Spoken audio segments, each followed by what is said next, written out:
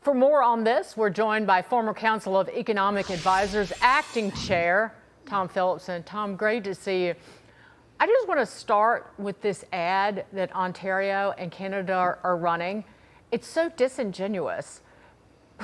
President Reagan, for one, used voluntary export restrictions on Japan and its automobile exports into the United States because our crappy cars that were being manufactured here. But also, tariffs were in play, 100% tariffs at one point on Japanese electronics.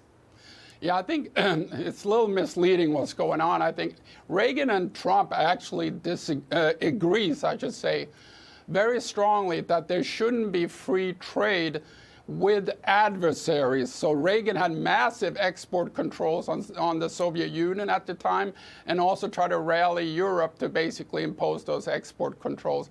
That's just a direct analog to having an adversary like China in this case, which started it in the first administration, essentially, trying to restrict trade. It's not a good idea to have free trade when we're building up their economy, therefore their military, and then we have to have 3% of our GDP go up to build our military in response to that, essentially.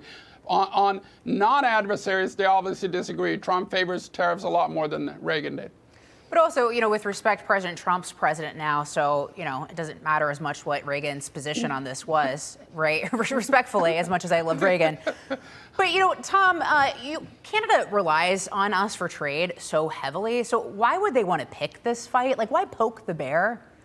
I don't know if it was intentional or not, but I think the broader issue here, is that Trump views this as an ad towards the Supreme Court, or basically setting sentiment in the U.S. And there, I think, he is very concerned in losing this leverage. The tariffs gives him leverage in negotiation. We put him up under Liberation Day, and then 130 or so countries came in and wanted to trade them down. That's an enormous indication that this leverage is working.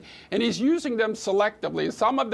Some industries are not basically being tariffed. If you look at the framework agreement for aerospace manufacturing, there's zero tariffs there. There are about $74 billion in trade surplus. But on other countries, he is using the leverage, but many times he's trading it away, meaning he raises tariffs and then he gets what he wants and then he lowers them. And many in the press say that's taco, right? Or taco.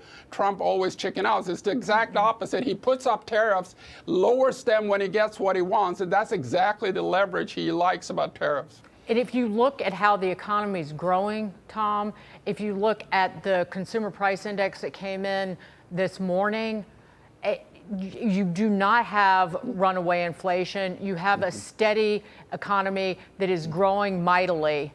And go ahead. No, we have a massive increase in tariffs in 2025. We have a decrease in inflation in 2025.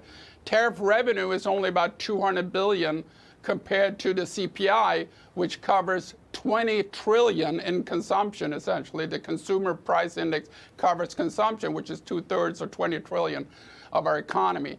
So it's minuscule impact, even if it was inflationary. But tariffs don't drive inflation. Fiscal and monetary policy drive inflation. Tariffs might raise prices on tariff goods, but then you're poorer and you spend less on other goods, putting downward pressure on those prices. Which is what you saw with apparel year over year.